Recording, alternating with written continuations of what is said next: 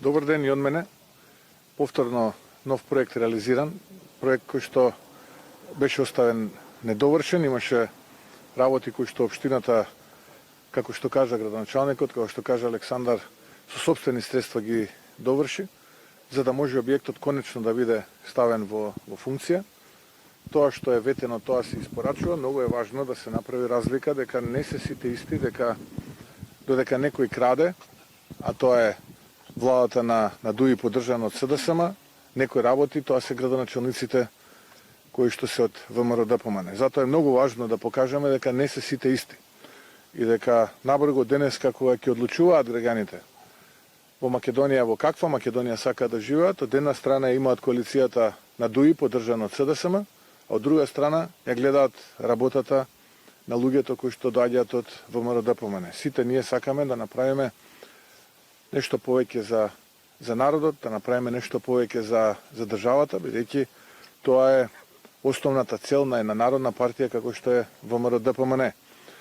Јас сум пресреќен што може да констатираме дека повеќе од 130 дечиња во некои идеални услови до 150 ќе можат тука да зачекорат, би рекол, во својот живот, да бидат образувани од страна на негователите и воспитувачите во овој прекрасен објект, колку што можев да разберам и од Александар, од градоначалникот, но и од директорката, листата на чекање од 800 е намалена на 300, сега ќе се намали под 200 дечиња во општина Ѓорче Петров. Со ова што спомена и градоначалникот, дополнително ќе се изгради уште еден објект, кој што наистина ќе го сведе на нула или на минимум просторот во листата на чекање, доколку оваа влада на ДУИ поддржана од СДСМ сепак одлучи да го политизира сето тоа, тогаш следната набрзо влада која што ќе предводи ВМРО ДПМН ќе даде прв приоритет на тој објект да се заврши.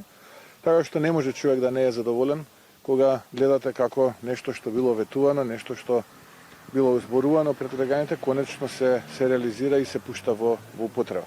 Така да уште еднашка честитки до Александар, до тимот, до администрацијата, до советот, до луѓето од општина Ѓорче Петров, што и покрај тешките услови морам да признам, и покрај многуто проблеми кои што ги наследија како општина, Александар е скромен човек и тој тоа не го кажува, но и покрај сите предизвици со кои што се соочи како градоначалник, успеа со макотрпна работа, честна, посветена, да ги надмине и многу од проектите кои што беа ветувани да бидат реализирани. Така што честитки од мене и нека ни зирле и нека продолжат вакви убави работи да ни се случуваат и во следната 2023 година со нова влада, се разбира, предводена од ВМРО ДПМН. Јас би продолжила таму каде што завршивте, околу владата. Да. Велите, ова е влада на ДУИ. Утринава излезе еден текст во кој што се дадени различни калкулации околу можна коалиција на ВМРО ДПМН со СДСМ со цел ДУИ да отпадне од владата и на тој начин да се премости некаква политичка криза, особено и околу уставните измени. Како вие гледате на ова? Прифатливо ли се вакви калкулации за вас без избор? Јас не знам за кој текст конкретно станува збор, но од вашето прашање можам да заклучам две работи. Првата работа е зборувате за коалиција помеѓу ВМРО ДПМН и СДСМ и од таа коалиција би отпаднала Демократската унија за интеграција, и второто е таа коалиција да го надмине прашањето со Бугарија, односно тоа кое што сега представуваат уставни измени. Претпоставувам тоа ме прашува. Да. Еве ќе повторам уште еднашка. ВМРО ДПМН како политичка партија има многу јасен и прецизен став. Овој парламент нема мандат да менува устав, затоа што ние пред граѓаните излеговме дека ќе градиме градинки, дека ќе асфалтираме патишта, дека ќе правиме булевари, дека ќе изведуваме канализации, ќе изведуваме водоводи, доколку ја добиеме централната власт. Ќе работиме на нови автопатишта, на нови брзи пруги, на подобра економија, на повисоки плати, да ги вратиме младите кои што се иселија, за поздраво здравство, за подобро образование. Тоа се работите кои што ние ги ветувавме во таа кампања. Никаде никој од нас не вети дека ќе менува устав. Сега од другата страна, владата на ДУИ, поддржана од СДСМ, подпиша анекс на договорот за добрососедство со Бугарија, Предпоставувам за да си ги продолжи за неколку месеци своите политички кариери, ветуваше нешто што не може да го испораче. Очигледно е, 6 месеци помина, нема услови да биде променет уставот. Тоа што го ветија не може да го испорача. И мајки го се тоа во предвид. Потребно е, час поскоро и во текот на вчерашниот ден, а и на оној брифинг со вас новинарите кажавме да бидат одржани предвремени парламентарни избори. Затоа што е јасно дека оваа коалиција ваква каква што е, не може да продолжи понатаму. Охрабрени сме што има пратеници од коалицијата која што е во владата на ДУИ поддржана од СДСМ, кои што веќе праќаат јасни сигнали дека сакаат што побрзо да се стави крај на ова криминално и коруптивно владење на оваа коалиција на ДУИ поддржана од СДСМ и дека се подготвени во парламентот да поддржат распуштање и организирање на такви предвремени парламентарни избори. Јас од објективни причини ве молам да ме разберете, не можам да зборувам за повеќе детали, мајки го предвид фактот дека имаме комплетно дуизирано обвинителство и дуизирано и СДСМизирано судство, кои што заедно со органите на прогон ќе вршат притисок врз тие луѓе, познавајќи го карактерот на овие луѓе од владата на ДУИ поддржано од СДСМ. Затоа ве молам за трпение да почекаме да видиме дали до крај ќе го изводиме овој процес. Краен датум за да имаме избори, оние дати кои што ги кажавме, 14 и 21 мај, е некаде таму средината, втората половина на јануари или првата половина на февруари, кога веќе треба се да е јасно. Но да почекаме, да видиме.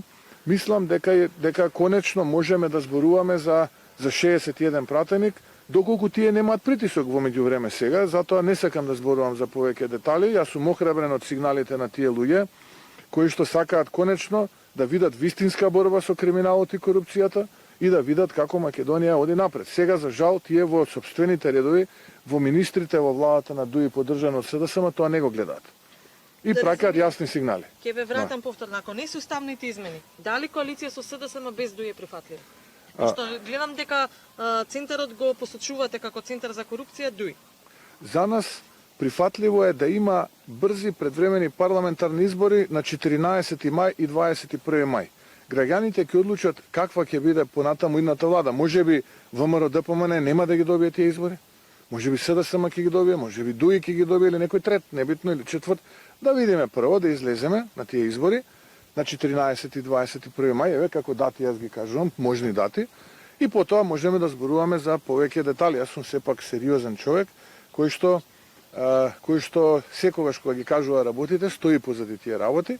Затоа најпрви ни е потребно да ги поддржиме овие луѓе што се охрабрија да дадат вакви сигнали, да ги охрабриме дополнително да останат на тие сигнали, заедно со нив да изгласаме недоверба на оваа влада, да го распуштиме парламентот и да одиме на предвремени парламентарни избори. Ако мене ме прашувате дали е време ДУИ да оди во опозиција, да, одговорот е време е после 20 години ДУИ да замине во опозиција. Тоа е добро и за ДУИ, внатрешно да може да се реструктурираат, да се реорганизираат, затоа што после 20 години навистина е предлог период да практикувате моќ, да практикувате власт и да зборувате за дополнителни 4 години. Добро би било, здраво би било да поминате еден мандат од 4 години во опозиција, за да видат како е таа страна, нели? Се согласувате, така? Па во овој контекст ќе ве прашам и за синот на Ахмети кој што влезе во бизнисот со струја. Па јас во принцип не сакам да коментирам приватни работи. Сепак станува збор за семејна стратегија бизнис, предпоставувам, и најдобро е да го прашате семејството Ахмети, тие да ви дадат одговор каква е нивната семејна бизнис стратегија. Јас тука не би можел да коментирам нити милиметар повеќе. Како би оцениле годината на економски план, особено на Катастрофална. економски и на политички? Катастрофална. Имаме година со катастрофална економија. Последни сме во регионот со многу корупција, со многу криминал, со многу голема инфлација. Најлошо се справувавме со сите кризи и тоа не го зборувам јас затоа што сега ние сме опозиција, туку ова го зборувам затоа што ценам дека тоа се факти кои што ги чувствува секој еден обичен граѓанин и тоа впрочем можете да го видите во мерењата на јавното мислење. прашање во контекст на предвремените парламентарни избори и техничката влада која треба да биде според Пашинскиот договор. Се погласни се најавите за премиер Албанец ветувањето на ДУИ. Ваш коментар?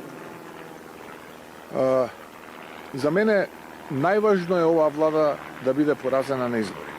Најважно е да биде. Сега јас не навлегувам во договорите кои што ги има ова парламентарно мнозинство пред да се случи оваа влада која што беше избрана 2020 година, но законот е јасен. А законот вели дека мандатарот на техничка влада го предлага владачката најголема партија. Сега, ако СДСМ одлучи и Ковачевски да го отстапи тоа место на ДУИ, тоа си е негова работа. Јас тука не можам да се мешам, нити па имам бројки за да се мешам, бидејќи тоа е негова одлука, не е моја одлука. Ако го читаме законот, тој треба премиер да биде од редовите на најголемата владеачка партија. Во случајот тоа е СДСМ.